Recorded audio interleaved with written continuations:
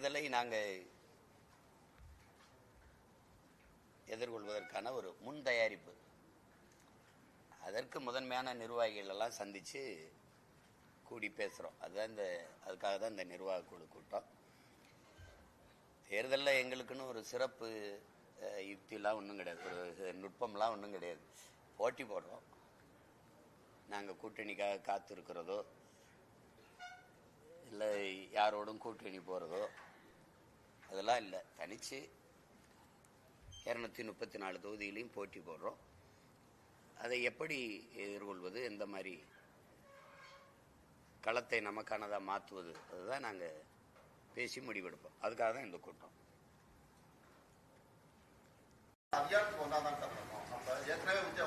அதிகாரத்துக்கு நான்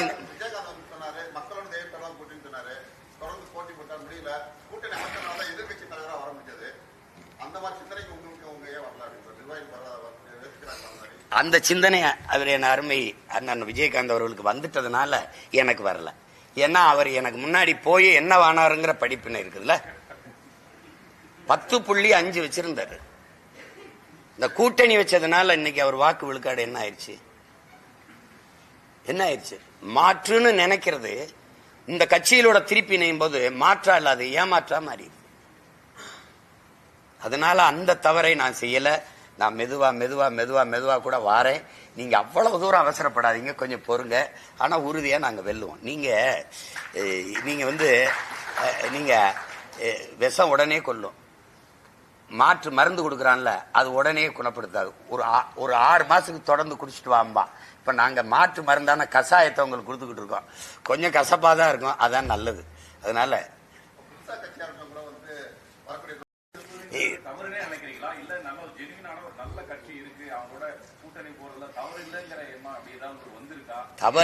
தவறு இல்லை அப்படின்னு நான் சொல்றேன்.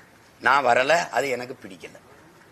ஒரு கேள்வி நீங்க கேட்டீங்க, நான் கேட்கிறேன் உங்ககிட்ட. நான் தனியா ஒரு கட்சி ஆரம்பிச்சேன். எதுக்கு?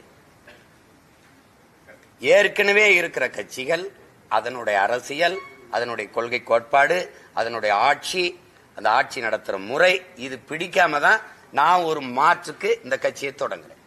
இப்ப நீங்க ஒண்ணு கவனிச்சுக்கிறீங்க. இப்ப இஸ்லாமியர்களுக்கென்று ஒரு அமைப்பு, பல அமைப்புகள் இருக்குன்னு. எதுக்காக இருக்கு? திமுக தான் எங்களுக்கு பாதுகாப்புனா அப்புறம் தனியா ஒரு அமைப்பு எதுக்கு? வேறு கேள்வி வருதா இல்லையா? இப்ப இந்த கட்சிகள் எல்லாம் தனித்தனியா ஒரு கட்சியை ஆரம்பிச்சு கேள்வியை ஒரு பதில முன் வைப்பாங்க. என்ன இருந்தாலும் கட்சியை காப்பாற்ற இந்த திமுக அதிமுக ஆட்சி, அந்த ஆட்சி நிர்வாக கொடுமை, அதனுடைய ஆட்சி முறையில் இருக்கிற கேடு, அதை மாற்றத்தான் இந்த கட்சிகள் இத்தனையும் உருவாச்சு. இப்ப உதாரணமா ஒண்ணு கேட்கிறேன். இப்ப எங்க அண்ணன் மது ஒழிப்பு மாநாடு நடத்தினாங்க. விடுதலை சிறுத்தைகள் திரும்ப அண்ணன் நடத்தினாங்க, பேரெழுச்சியா நடத்தினாங்க. இப்போ மதுவை யார் ஒழிக்கணும்? மதுவை காட்சி விற்கிற ஆலையை வச்சிருக்கிறது, மதுக்கடையை திறந்து வச்சிருக்கிறது யாரு? அரசு சம்பந்தப்பட்டவர். அப்ப அந்த மதுக்கடையை திறந்து வச்சு அரசே நடத்துகிற அந்த கட்சியோடு கூட்டணி வைக்கும் போது இந்த மாநாட்டின் பயன் ஏதாவது இருக்கா? இவங்க என்ன நினைப்பாங்க, என்ன நடவடிக்கை எடுப்பாங்க? ஐயோ, இவர் கூட்டணி வரமாட்டாரு. அப்படியா மறுபடியும் இங்க வருங்க, அந்த மாநாடு பயனற்றது. ஏன்னா யார் சாராயம் காட்சி விற்கிறானா அவனுடைய கூட்டணி. இப்ப சாதிவாரி கணக்கெடுப்பு எடுக்கணும். இப்ப எங்க கொள்கை இருக்கு, எங்க ஐயா வலியுறுத்துறாங்க. எங்களுக்கு முன்னாடி நீண்ட காலம் பேசி வர்றது பாமக, எங்க ஐயா தான் அதை சொல்றாங்க. இப்ப சாதிவாரி கணக்கெடுப்பு எடுப்பவன் எவனோ அவனோட கூட்டணி. சாதிவாரி இந்த மது ஒழிக்கிறேன்னு சொல்றவன் எவனை ஒழிக்கிறான் அவனோட கூட்டணி. அது நடக்காத போது இந்த முயற்சிகள், இந்த போராட்டங்கள் பயனற்று போகுது. அவன் என்ன பேசலாம் கிடைச்சா இங்க வந்துருவாப்பா அப்படின்னா அது என்ன வரும்? அதனாலதான் நாங்களாவது நின்று சண்டை போட்டுறோம். இப்ப நீங்க சொல்றீங்களா, கூட்டணிக்கு போன கட்சி தலைவர்களே என்னை தனியா சந்திக்கும் போது, தயவு செய்து விட்டுறாதரா, நீயாவது நில்றா அப்படின்னு தான் சொல்றாங்களே வெளிய, நீனு வா அப்படிலாம் யாரும் சொல்லல. நீங்க இது சரியா வராது எனக்குன்னா விட்டுருங்க. நான் ஊழல் லஞ்சத்தை ஒழிக்கணும் உங்ககிட்ட கேட்கிறேன். இதுல எந்த கட்சியோட சேர்ந்து ஒழிக்கலாம்? சிரிக்காதீங்க. சாராயத்தை மூடணும், எந்த கட்சியோட சேர்ந்து மூடலாம்? இந்த வளங்களை எல்லாம் காப்பாற்றணும்னு நினைக்கிறேன். என் மண்ணின் வளங்களை எல்லாம், மலை, மணல், இந்த நில வளம், கன்னியாகுமரி, காற்று, மரம், இதெல்லாம் காப்பாற்றணும். யாரோட சேர்ந்து செய்யலாம்? அப்ப அது தீமைக்கு மாற்று ஒரு தீமை இல்லை. இதை நான் இல்லை, உலக பெரும் பேரறிஞர்கள் நபிகள் நாயகம், இறைமகன் இயேசு, பகவத் கிருஷ்ண பரமாத்மா, எல்லா முன்னோர்களும் சரி, நம்மளுடைய அரசு பெரும் பெரும் தலைவர்களும் தீமைக்கு மாற்று தீமை இல்லை, நெருப்புக்கு மாற்று நெருப்பு இல்லை. நெருப்பை தண்ணி வச்சுதான் அணைக்கணும். அப்ப தீமைக்கு மாற்று நேர்மை தான், நன்மை தான். நபிகளாட்டே போய் இந்த தீமை எப்படி ஒழிப்பீங்க நபிகளே அப்படிங்கும் போது நான் நன்மை வச்சுதான் ஒழிப்பேன். அந்த நன்மை எந்த நன்மைன்னு சொல்லுங்க. இப்ப நான் ஒண்ணு கேட்கிறேன், திமுக சொல்லுது எல்லாரும் வாங்க ஒன்னா நிப்போம், பிஜேபி உள்ள விட்டுறக்கூடாதுங்குது. அதிமுக சொல்லுது எல்லாரும் வாங்க ஒன்னா நிப்போம், திமுக மறுபடியும் வர விட்டுறக்கூடாதுங்கிற. நாங்க என்ன சொல்றோம், எல்லாரும் வாங்க நம்ம ஒன்னா நிப்போம், இவங்க எவனையும் வர விட்டுறக்கூடாதுன்னு நினைக்கிறோம். ஒரு கட்சியை அப்புறப்படுத்துவது, ஆட்சியை அப்புறப்படுத்துவதே ஒரு இயக்கத்துக்கு கோட்பாடா இருக்க முடியாது. நல்ல ஆட்சியை உருவாக்குவது, நல்ல அரசியலை உருவாக்குவது, நல்ல ஆட்சியை மலரச் செய்வதால் லட்சியமா இருக்க முடியுமே ஒழிய இவர் அகற்றிட்டு இவரை உட்கார வைக்கிறது, இவர் அகற்றிட்டு இவரை உட்கார வைக்கிறது அல்ல எங்க இலக்கு. ஆட்சி மாற்றத்திற்கு வந்த பிள்ளைகள் அல்ல, ஆள் மாற்றத்திற்கு வந்த பிள்ளைகள் அல்ல. நாங்கள் அடிப்படை அமைப்பு அரசியல் மாற்றத்திற்கு வந்த புரட்சியவாதிகள், லட்சியவாதிகள். நாங்கள் ஆட்சி மாற்றத்திற்கான ஆளுகள் அல்ல, ஆட்சி முறை மாற்றத்திற்கான ஆட்கள். புரியுதுன்னு நினைக்கிறேன். ஆட்சி முறையவே மாற்றணும்னு நினைக்கிறேன்.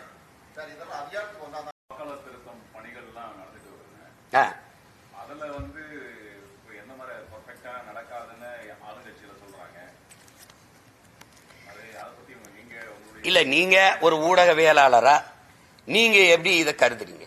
நான் எனக்கு ஒரு சாதாரண மகனா இருக்கிற ஐயங்களை நான் எழுப்புறேன். இத்தனை ஆண்டுகள் இல்லாத இந்த சிறப்பு வாக்காளர் திருத்தம், இத்தனை ஆண்டுகள், இப்ப பாரதிய ஜனதா ஆட்சிக்கு வந்தே இப்ப 10 ஆண்டு முழுமையா நிறைவேற்று 12வது ஆண்டுக்கு மேல நகருது, போயிட்டு இருக்காச்சு. இத்தனை ஆண்டுகள் இல்லாத திடீர்னு இதை கொண்டு வர காரணம் என்ன? நீங்க சொல்றீங்க, நீங்க சொல்றதெல்லாம் பாருங்க ஏற்புடையதா. இறந்தவர்களுக்கு வாக்கு, இப்ப இதையே கொண்டாரு பீகாரியனுக்கு ஆவணம் நீ எப்படி கேட்கிற? உங்க அம்மா அப்பாவுக்கு அங்க வாக்கு இருந்தாலே நீங்க வாக்குரிமை எடுத்துக்கலான்னு கொண்டு வந்துட்டு எனக்கு இவ்வளவு ஆவணம் நீங்க காட்டணும். உன் தாய் தந்தையர் வாக்கு செலுத்திருக்கிறா இல்லையார்களா இல்லையா அதையெல்லாம் நீங்க கொண்டாந்து காட்டு. என்னப்பா இதெல்லாமா நம்ம இப்ப தேடிட்டு இருக்க முடியும்? இப்ப அப்படின்னா நீங்க என்ன பண்ணிருக்கணும்? இங்க பாருங்க என்ன பண்ணிருக்கணும். ஒரு 6-7 மாசம் 8 மாசம் 9 மாசம் இருக்கும் போதே ஆரம்பிச்சிருந்தா அது என்னன்னு இருக்கும். மெதுவா ஏதோ செய்யறாங்க வைக்கிறாங்க. இப்ப எவனோட கூட்டணி போறதுன்னு சண்டை அடிச்சுட்டு மல் கட்டிட்டு இருக்கும்போது 2 ஜனவரி, இப்ப நவம்பர் முடிய போகுது, டிசம்பர் ஜனவரி பிப்ரவரியில அறிவிச்சு விட்டுருவேன். இப்ப போய் எனக்கு வாக்கு இருக்கா இல்லையா ஓட்டு இருக்கா இல்லையா நான் தேடிட்டு இருந்தேன். எப்படி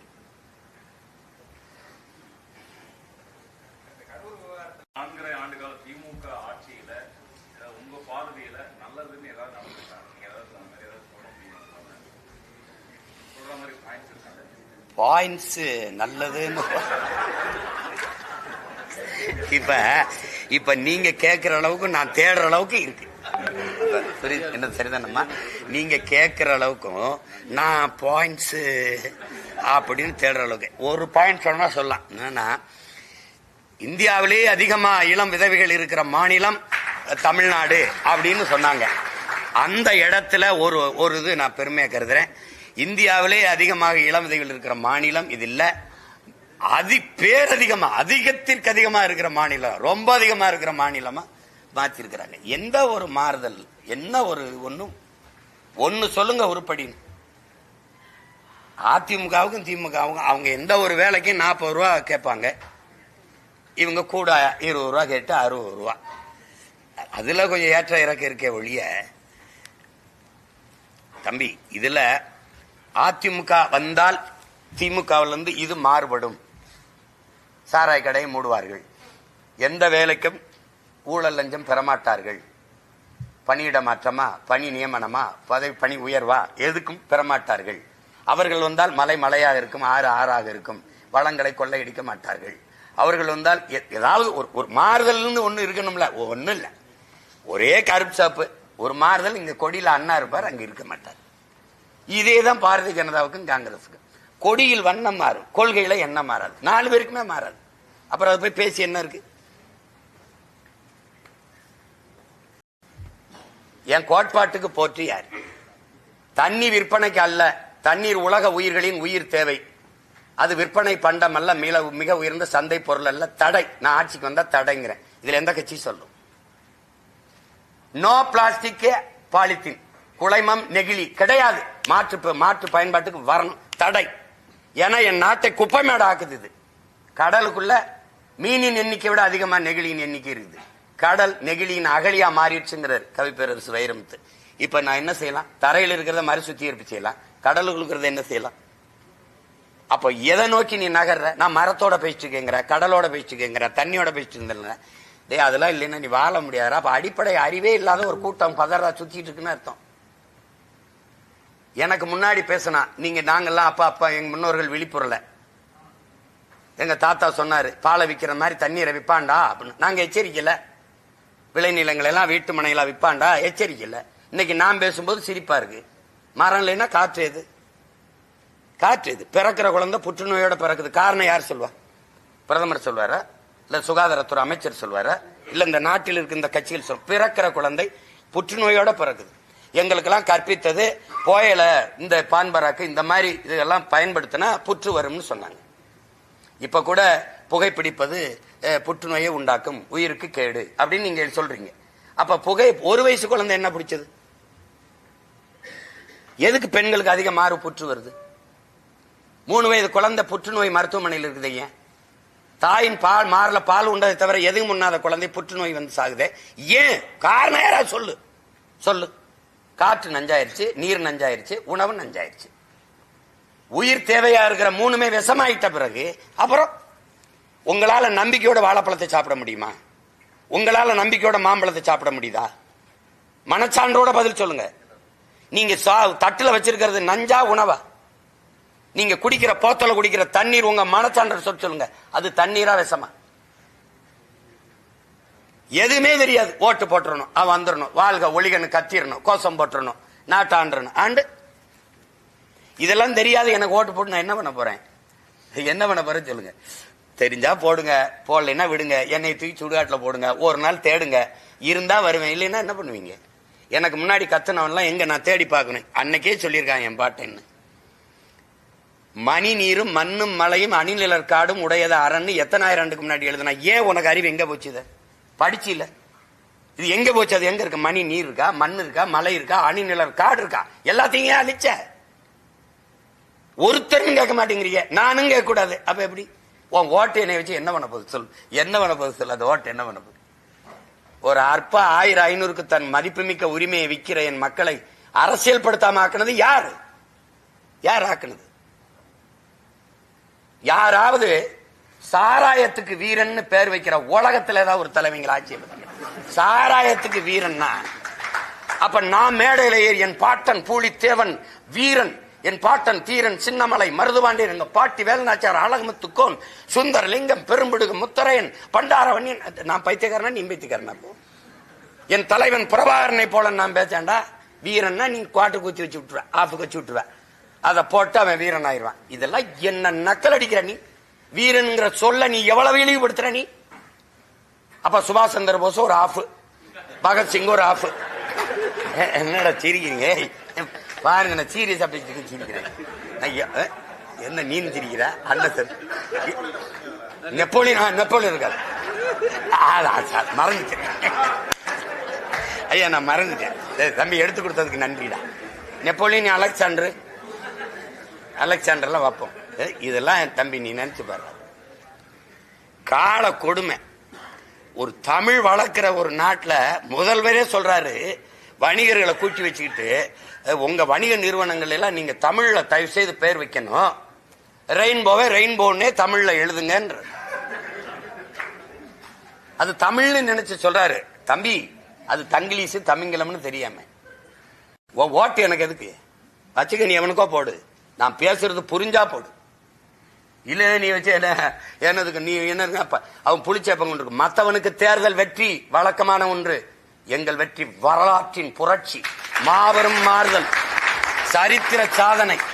முடியாதுன்னு நீ சொல்ற. கூட்டணி வைக்காம எப்படி ஜெயிக்க முடியும்னு உலகம் பூரா எனக்கு கற்பிச்சவன், இன்குலின் டாட்டா வரைக்கும் சொன்னது என்ன சொல்றான்? எது முடியாதுன்னு சொல்றானோ அதை நீ முடிச்சு காட்டுவது, அதுக்கு பிறதாண்டா சாதனைங்கிறான். நான் தனிச்சு நின்று வெல்றனா இல்லையான்னு மட்டும் பாருங்க. நீங்க கொஞ்சம் காலம் எடுக்கும், அவ்வளவுதான். அது முடியாது. உங்களால முடியாதுன்னு சொல்லுங்க, ஒதுங்குங்க. யாராலும் முடியாதுன்னு சொல்லாதீங்க. எவராலும் முடியாததை என்னால் முடியும், எங்களால் முடியும் சொல்றதுக்கு பேர் தான் சாதனை. அதை விட்டு யாராலும் முடியாது யாராலும் முடியாது அவங்ககிட்ட போய் நின்று புலம்பிக்கிட்டு நான் இல்லைன்னா என்ன என் பிள்ளை செய்வான், இன்னொருத்த வருவான், என் முன்னோர்கள் கத்திட்டு போனா நான் வருவேன் நான் நினைச்சு விட்டு போனா வந்தான் வந்து நிக்கிறேன்ல. 15 வருஷமா எத்தனை பேரம் பேசியிருப்பான், எத்தனை ஆயிரம் கோடி பேரம் பேசியிருப்பான், எத்தனை சீட்டு எவ்வளவு பதவியாசை கட்டியிருப்பான். சமரசம் செஞ்சிருக்கேன்னா பாருங்க. ஏன் 22 நாடுகள் எவ்வளவோ பேரம் பேசி சரணடையாம நின்று சரணடைஞ்சு வாழ்றதுக்கு பதிலாக சண்டையிட்டு சாகலாம்னு சண்டையிட்டு செத்த மரவனின் பிள்ளைகள் நாங்க. நீங்க போய் இந்த 4 சீட்டு 3 சீட்டு வச்சுக்க, நீயே வச்சுக்க. மக்கள் முடிவு பண்ணணும். அதிமுக முடிவு பண்ணக்கூடாது திமுக ஒழிக்கணும்னு, திமுக முடிவு பண்ணக்கூடாது பிஜேபி ஒழிக்கணும்ட்டு. என் மக்கள் முடிவு பண்ணணும். அதுக்கு என்ன பண்ணணும்? மக்களுக்கு கற்பிக்கணும். டேய் இவன் ஆபத்தானவன், இவன் தப்பானவன், ஐயா இது நஞ்சு சாப்பிடாத, ஐயா அது நல்ல உணவு சாப்பிடு, நாங்க தான் சொல்லி கொடுக்கணும். அதுதான் சமூக பொறுப்பு. அந்த கடமை ஆற்றுகிறவன் பேரும் தான் அவன் தான் தலைவன். அதை விட்டுவிட்டு சும்மா இவரை ஒழிச்சிடணும் அவரை அழிச்சிடணும் அப்படின்னா எப்படி அழிப்பீங்க? எப்படி அழிப்பீங்க? வேற ஏதாவது நல்ல கேள்வி?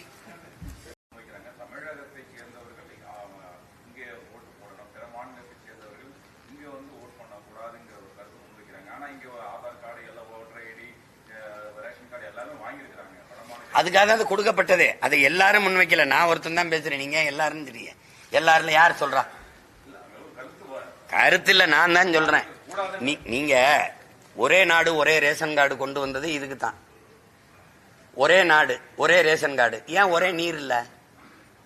இந்த ஒரே நாடு ஒரே ரேஷன் கார்டு கொடுக்கறது தேச ஒற்றுமைக்குன்னா, ஒரே வரி, ஒரே தேர்வு, ஒரே கல்வி முறை, ஒரே தேர்தல், இதெல்லாம் கொண்டு வர நீங்க தேச ஒற்றுமைக்குன்னா, இந்த காவிரி நதிநீர் உரிமையில வாய மூடிட்டு பேசாம இருக்கல, அது எப்படி தேச ஒற்றுமைக்கா? இல்ல எப்படி? இதை கொண்டு வந்து பேசுற 2 கட்சி காங்கிரஸ் பிஜேபி, இந்த 2 பேரும் தான் மாறி மாறி கர்நாடகாவை ஆள்றான். ஆனா ஒரு தேசினத்தின் மகன் நான் என் உரிமைக்கு நிற்கும் போது, என் நதிநீர் உரிமைன்னு கேட்கும் போது நீ வாய மூடிட்டு நிக்கிறிய. ஏன்? நீ என்ன இறையாண்மை பேசுற? நீ என்ன தேச ஒற்றுமை பேசுற? தேச துரோகி நீங்கள். ஏன் ஒரு தேசினத்திற்கான நதிநீர் உரிமையை தலையிட்டு பங்கிட்டு பெற்றுத்தர முடியாத நீங்கள் இறையாண்மையும் ஒருமைப்பாடும் பேசுவது எவ்வளவு வேடிக்கையானது, எவ்வளவு பெரிய ஏமாற்று. எப்படி இது? ஒரே நாடு ஒரே ரேஷன் கார்டு. எனக்கு ரேஷன் கார்டு கூட பீகார்ல போய் நான் வரிசையில் நின்று கொடுத்துட்டேன்னா பார்ப்போம். இங்க மானங்கட்ட கூட்டமாயிட்டோம் நாங்க. அதனால நீ வந்து நின்றுகிட்டு ஒரே ரேஷன் கார்டு அவனுக்கு வாக்குரிமை கொடுன்ற. இந்த 10 ஆண்டுகள் ஐயா மோடி பிரதமர் ஆனதுல இருந்து எத்தனை லட்சம் பேர் வண்டி இருக்கேன்? ஒரு நாளைக்கு 4000 பேர் தொடர் வண்டியில வந்து இறங்குறான். எங்க இருக்கான்? எல்லாருக்கும் வாக்குரிமை கொடுத்தா அவன் ஒரே மொழி இந்திங்கிற அடிப்படையில ஒருங்கிணைஞ்சிருவான். நாங்க தமிழ்ங்கிற அடிப்படையில ஒருங்கு இணையல. நாங்க பெருத்த இனக்கூட்டத்துல பெருத்த எண்ணிக்கையில் இருக்கிறது வன்னியன் தான். ஆனால் ஒரே சாதியாவும் அங்க ஒன்னா நிக்கல. அடுத்து பறையர் ஒரே சாதியாவும் அங்க ஒன்னா நிக்கல. முக்குளத்தோர், தேவர், கல்லர், மறவர், அகமுடையர் ஒரே சாதி அப்படின்னு கூட ஒன்னா நிக்கல. காவண்டன் நாங்க ஒன்னா நிக்கல. ஆனா ஒரே மொழி அடுப்பில் நாங்க நிக்கல. ஆனா அவன் நிப்பான். 1.25 கோடி 1.5 கோடி ஏறிட்டான்னா பெருத்த சாதின்னு நாம் பேசிருக்க முடியாது. அவன் இந்தி, அவன் ஒரே மொழியில நின்னு என் நிலத்தையும் அதிகாரத்தையும் அவன் பறிப்பான். நான் அடிமையாவேன், அடிச்சு விரட்டுவான், நிலமற்ற அனாதையா நாடற்று ஓடுவேன். இது இந்த பாருங்க, இந்த தலைவனின் மகனை சத்தியம் பண்ணி சொல்றேன், நடக்கும். நீ எழுதி வை, அன்னைக்கு நான் இருந்தா போராடி தடுப்பேன், இல்லைன்னா நீங்க என்னை தேடுவேன். நடக்கும் நடக்கும். இதுதான் வரலாறு முழுக்க நடந்திருக்கு. ஈழத்துல எனக்கு நடந்துச்சு.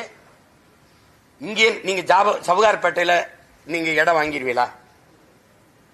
அங்க அந்த வீட்டுல ஒண்ணு வாடகைக்கு போய் குடியிருந்துருவீங்களா? அப்ப தமிழ்நாட்டுக்குள்ள ஒரு தீவு தானே அது. இது மாதிரி எத்தனை தீவை காட்ட உங்களுக்கு? இந்த பேராபத்தை நோக்கி போகுது. அவனுக்கு என்ன, எல்லாருக்கும் தனித்தனியா மாநிலம் இருக்கு. உணராம யாரு உணர்வா? அவன் என் ரத்தத்தில் இருக்க வாழ்றானா? என் இனம் சார்ந்த வாழ்றானா? இவனுக்கு என் மொழி சத்தா கவலை இருக்கா? என் நிலம் பறிபோனா கவலை இருக்கா? என் நிலத்தின் வளம் மீத்தேன் ஈத்தேன் எல்லா காவிரி படுகையில மீத்தேன் ஈத்தேன் இருக்குல்ல, கங்கை படுகையில இருக்கா இல்லையா? ஏன் எடுக்கல? நீ ஏன் எடுக்கல? ஏன் அணுவுல கேரளாவுக்கு போன அணுவுல ஏன் இனத்துக்கு இடிந்த கரைக்கு ஏன் வந்துச்சு? அங்க கம்யூனிஸ்டும் காங்கிரஸ் தானே ஆளுது. இங்க இடிந்த கரை அணுவுலை ஆதரிச்ச இதே கம்யூனிஸ்டும் காங்கிரஸ் கேரளாவில் ஏன் எதிர்த்தது? ஏன் எதிர்த்தது? அவன் ஒரே வார்த்தை சொல்றான், என்ன வெளிச்சத்தில் வாழ்றதை விட உயிரோட வாழ்வது முக்கியம், எடுத்துக்கிட்டு போ அணுவுல வேணாம்னு. ஏன்? ஏன்னா அங்க பெத்தவன் அப்பனா இருக்கான், அவன் மண்ணின் மகனை ஆள்றான். எனக்கு இங்க எவனோ இருந்தான், நான் சாவதை பத்தி என் ஆத்தாள பெண் தாய் சாகிறது, என் தங்கச்சி தாய் தாலி இருக்கிறது அவனுக்கு கவலை கிடையாது. அதனால வச்சுக்கிட்டான். இத்தனை கடற்கரை நகர் இருக்கும்போது ஸ்டெர்லைட் ஏன் என் ஊருக்கு வருது? தாமிர தட்டுப்பாடு, தண்ணீர் தட்டுப்பாடை பத்தி நீ பேசாத. நீ தாமிர தட்டுப்பாடை ஏன் பேசுற? அவ்வளவு முக்கியமான ஆலை தானே. ஒவ்வொரு மாநிலத்திலும் வச்சுக்க, 2-3 கூட வச்சுக்க. அப்ப நீங்க என்ன இவ்வளவு மலைகள் இருக்கும்போது என்னுடைய தேனியில மட்டும்தான் நீட்டு ஆய்வு பண்ணுவியா? இப்ப தெரியுதா நான் சொல்றதெல்லாம் புரியுதுன்னு நினைக்கிறேன். அவன் கேரளா எல்லையில கேஃப்னு போட்டு பல ஆயிரக்கணக்கான கிலோமீட்டர் ஆக்கிரமிச்சு உள்ள வந்துட்டானே, இவர் கவலைப்பட போறாங்களா? கண்ணகி கோட்டம், கண்ணகி இருந்த கோயில் இப்ப யார்கிட்ட இருக்கு? அந்த இடம் யார்கிட்ட இருக்கு? ஏன் பறி கொடுத்த? பேசுனா என்ன இனவரியன் பாசிஸ்ட்? நான் கேட்கறது என் இனத்தின் உரிமையை, ஒரு தமிழ் தேசிய இனத்தின் இறையாண்மையை கேட்டு போராடுறேன். என்னைய பாசிஸ்ட் நீ சொன்னா நீதான்டா கேடு கட்ட பாசிஸ்ட். என்னை அடிமையா இரு, உரிமை இழந்து நில்லுன்னு சொல்றதுக்கு உனக்கு எவனுக்கு உரிமை இருக்கு?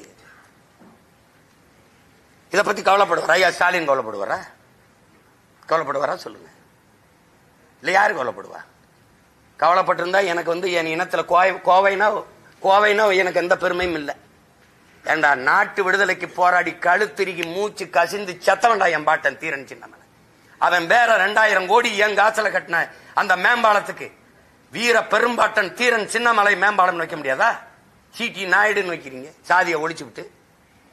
ஊவே சாமிநாத ஐயர்னு வச்சா என்ன தமிழ் தாத்தா? அவன் தமிழ் இலக்கியம் இருந்திருக்குமா சொல்லுங்க? அவன் பேர ஊவே சாமிநாதன் எழுதி வைக்கிற. முத்துராமலிங்க தேவர், அந்த தேவரை நாங்களாம் சத்தமுறை அறவட்டத்துக்குள்ள போடுற. இத நாயுடு, நாராயணசாமி நாயுடு. இப்ப உங்க அதிகாரம் உங்க அடையாளத்தை நிறுவுது. அப்ப எங்க அடையாளத்தை மீட்டு உருவாக்கம் செய்வாது எங்க அதிகாரம் வேணும்னு நாங்க நினைப்போம்ல. எங்க அடையாளத்தை நிறுவுவதற்காவாது, அப்ப எங்கள் மொழியை மீட்பதற்காவாது. நீ சமஸ்கிருதம் எந்த இடத்துல இருக்கு? எந்த மாநிலத்தின் தாய்மொழி? எல்லா மாநிலத்திற்கும் மொழிவழி மாநிலம் பிரிச்சு இல்ல. சமஸ்கிருதத்துக்கு எந்த மாநிலம் பிரிச்சுங்க? தெலுங்குக்கு இருக்கு, கன்னடருக்கு இருக்கு, பீகாரிக்கு இருக்கு, குஜராத்துக்கு இருக்கு, மராட்டியனுக்கு இருக்கு, மலையாளிக்கு இருக்கு, தமிழனுக்கு இருக்கு. இருக்குல்ல சமஸ்கிருதத்துக்கு ஒரு மாநிலம் சொல்லு. இல்ல நீனே 24,800 தான் மொத்தமா பேசுறதுன்னு கணக்கு கொடுக்குறீங்க. அப்ப எதுக்கு இவ்வளவு நிதி ஒதுக்குற? சமஸ்கிருதத்தை கட்டாயமாக்குற, சமஸ்கிருதம் படிக்கணும்னு கொண்டு வர. ஏன்? செத்து போன உன் தாய்மொழியை உயிர்ப்பிக்க நீ அதிகாரத்துக்கு வந்து துடிக்கிற. செத்து கொண்டிருக்கிற என் தாய்மொழியை உயிர்ப்பிக்க நாங்க அதிகாரத்தை பிடிக்க துடிக்கிறோம். இது ரெண்டுக்கு என்ன? நீ நேஷனலிஸ்ட், நான் பாசிஸ்ட் ஆயிடுவேனா? எப்படி? இந்த இடத்துல உட்கார்ந்து பாருங்க, என் வழி என்னன்னு உங்களுக்கு புரியும்.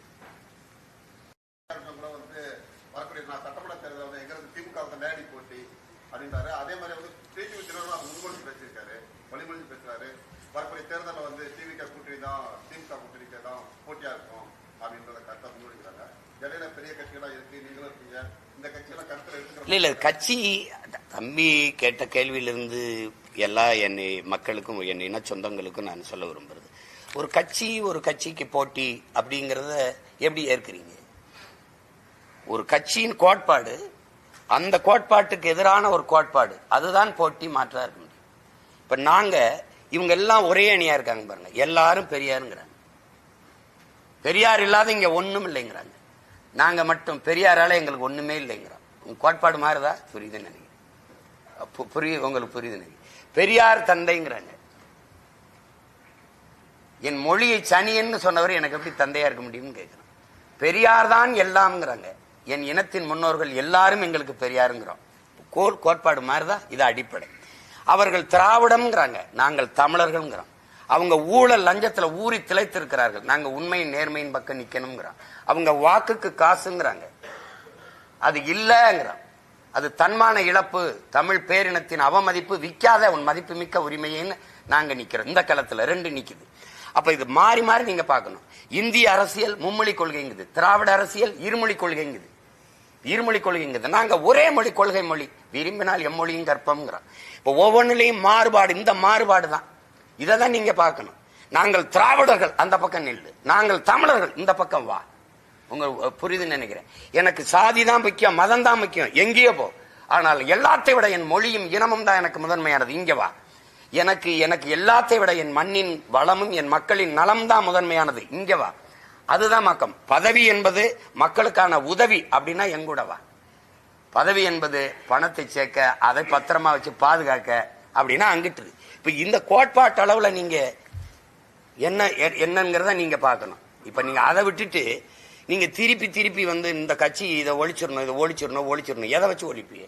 கத்தி வச்சா, அருவாலை வச்சா, கடப்பாரை வச்சா, கோடாரி வச்சா, எதை வச்சு? ஆகச் சிறந்த அதை தாண்டிய கோட்பாடு கருத்தியலை வச்சுதான் இதை புரட்டி போடணும். அப்ப மாற்று என்பது இந்தியம், திராவிடம், இந்த கோட்பாட்டுக்கு மாற்று என்பது தமிழியம் தான். தமிழ் தேசியமா தான் இருக்க முடியும். அதுதானே இருக்கணும். நீங்க அந்த கோட்பாடு தானே வைக்க முடியும். நான் சொல்றேன், தமிழ் பயிற்று மொழி, ஆங்கிலம் கட்டாய பாடமொழி, விரும்பினால் உலகின் எல்லா மொழியும் எங்கள் விருப்ப மொழி கற்போம். அப்படி ஒரு கோட்பாட்டை சொல்லணும். அதை விட்டுட்டு நீங்க அப்படி அப்படி எப்படி பேசுவீங்க? நீங்க ஒரு கோட்பாடு இருக்குது, நீங்க தாராளமயம், தனியாரமயம், உலகமய பொருளாதார கொள்கையில என் நாடு இருக்குது, நான் அதை எதிர்க்கிறேங்கிறேன். இந்தியா சொல்லிருச்சுன்னா சொன்னா நான் எதிர்க்கிறேங்கிற அந்த கோட்பாட்டை நான் ஏற்கல. நான் தற்சார்பு, பசுமை, தாய்மை பொருளாதாரத்துக்கு வரேன். இதுதான் காந்தி கண்டது, எங்க தாத்தா ஜேசி குமரப்பா கண்டது, இதுதான் எங்க தாத்தா காமராஜ் கண்ட கனவு, தற்சார்பு. அதுல கூடுதலா ஒண்ணு சொல்றேன், பசுமை பொருளாதாரம். வேளாண்மையை முன்னிறுத்தி கட்டுகிற, வேளாண்மையை முன்னிறுத்தி கட்டப்படுகிற பசுமை தாய்மை பொருளாதாரம். எப்படி சாராய கடையை மூடுவேன், 50,000 கோடி இழப்பு, மாற்று வருவாய் பெருக்கம், பால் இருக்கு 1.5 லட்சம் கோடி, 2 லட்சம் கோடிக்கு பாலின் சந்தை மதிப்பு இருக்கு தமிழ்நாட்டில். அப்ப இது முக்கியமா, அது முக்கியமா? இது கொல்லும், இது வாழ வைக்கும், இது விஷம், இது சத்து உணவு. இப்ப எதை நான் பிடிக்க? நீ ஆவின் பால் விற்கிற அரசு வழக்குதானா? இல்ல. அதை ஏன் நீ கேட்கறது இல்ல? ஆவின் பால் விக்குது, கவர்மெண்ட் வேலை, கவர்மெண்ட் விக்குது. ஆவின் நிறுவனத்தில் வேலை செய்யறவன் அரசு பணியாளன். எங்க பசு எங்க? பசு எங்க? உனக்கு பால் எங்க? ஆந்திராவில இருந்து. நீ ஏன் மாடு வளர்க்கல? ஏன் வளர்க்கல? பால் குடிக்கும் போது வக்கனையா பால் குடிக்கும் போது மாடு வளர்க்கறது அவ்வளவு வேளமா? என் தாத்தன் மாதாவரத்தில் பால் பண்ணி கொண்டாந்தாரு காமராஜ். இப்ப மாடு வளர்த்தே இல்ல, அது அரசு வேலை தானே, போய் போட்டி போட்டு வேலை பார்த்தில. ஏன் முன்ன டாஸ்மார்க்ல சார கூத்தி கொடுக்கறவன் கவர்மெண்ட் எம்ப்ளாயா இருக்கலாம். அப்ப சாப்பாடு போடுற விவசாயி கவர்மெண்ட் வேலையா இருக்கக்கூடாது, ஆடு மாடு வளர்க்க இருக்கக்கூடாது. ஆடு மாட்டுக்கு ஊசி போடுற வெட்டினியர் டாக்டர் கவர்மெண்ட் எம்ப்ளாயா இருக்கலாம். அந்த ஆடு மாடு வளர்க்குறேன் ஆத்தாலப்ப மாமச்சுன்னு அரசு எம்ப்ளாயா இருந்துடக்கூடாது. எப்படி? இப்ப மாற்று பொருளாதார பெருக்கத்துக்கு நீ வரவே இல்லையே. நீ உன்கிட்ட விதை இல்ல, நீ விவசாயம் செய்யறதுக்கு விதை இல்ல. சின்சாண்டா மேன்சாண்டா நிறுவனத்துக்கிட்டு இருக்கு. எத்தனை பேருக்கு கவலை இருக்கு இந்த தலைவர்கள், இந்த போட்டியிடுற இந்த திராவிட கூட்டணிக்கு? ஒருத்தனை சொல்லு எங்க 22,792 விதைய ஒரே நாள மன்மோகன் சிங் ஆட்சியில் சின்சாண்டா நிறுவனம், மேன்சாண்டா நிறுவனத்துக்கு எடுத்து கொடுத்த பெருந்தகைகள் இவர்கள் தான். எல்லாரும் கூட இருந்தாங்க. இந்தியாவிலே 2 கிழவந்தாள் தான் அந்த நெல் நிறுவனத்தின் தலைவர் ராத்தாலால் ரிச்சாரியா, இன்னொருத்தர் எங்க அப்பா நம்மாழ்வார். எல்லாம் 2 பேரும் போயிட்டான். இப்ப வெறும் நெல் எங்க இருக்கு? விதை எங்க இருக்கு? தக்காளி விதை, கத்தரி விதை, பூசணி விதை, வெண்டைக்காய், சுரக்காய் விதை வச்சிருக்கியா? எங்க வச்சிருக்க? ஒன்னும் கிடையாது. உனக்கு நீ ஒரு தக்காளி கிலோ விதை இருக்கு, எடுத்து போடு, முளைக்காது. மறுபடியும் விதைக்கு 1 கிலோ விதைக்கு 5,000 ரூபாய் அவன்கிட்ட போய் வாங்கிட்டு நான் விதையிலிருந்து மீண்டு எழணும்னு துடிக்கிறேன். என் மொழி செத்துருச்சு. தமிழ் மீட்சி அப்படின்னு இந்த தலைமைகள் ஏதாவது பேசுமா? எல்லா படமும் ஆங்கில பேர் வச்சு வருது, எல்லா நுட்ப கலைஞனும் ஆங்கிலத்தில் வருது, தமிழ்ல பேச தெரியல. அலைபேசியில தங்கிலீஷ்னு ஒரு ஆப் வருது. அவ்வளவுதான். இது ஒரு இனம் செத்துருச்சு. நான் மீட்சி வரணும்னு நினைக்கிறேன், மறு கட்டமைப்பு செய்யணும்னு நினைக்கிறேன். இவ்வளவு வேலை செய்யறது இதோட போய் இது மாற்று, இது போட்டி இல்லை. நீங்க எல்லாரும் போட்டியை போடுங்க, எனக்கு போட்டி யாருன்னு கேட்கிறேன்.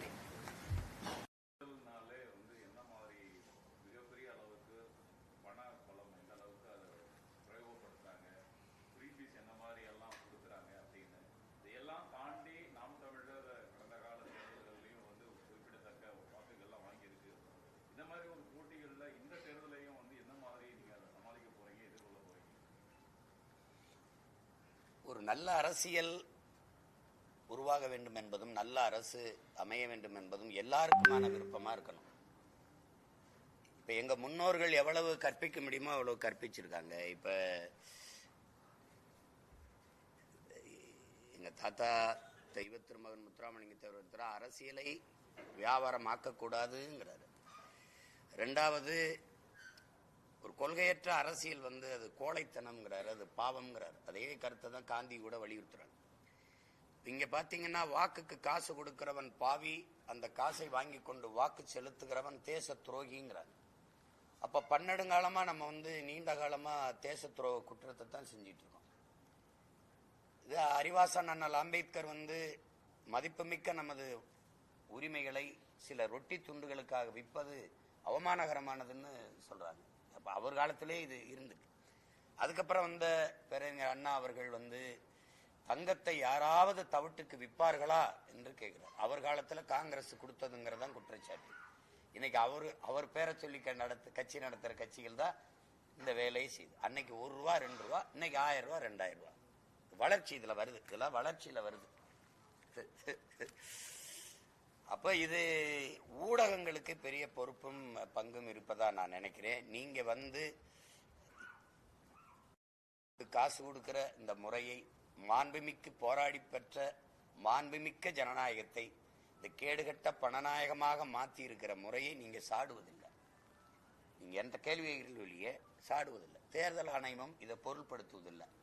இப்ப இப்படி ஒரு முறை இருந்தா எப்படி இருக்கும் பாருங்க. வாக்குக்கு விளம்பரங்கள் செய்யறாங்க, பல நூறு கோடியில் காசு கொடுப்பதும் வாங்குவதும் குற்றம்.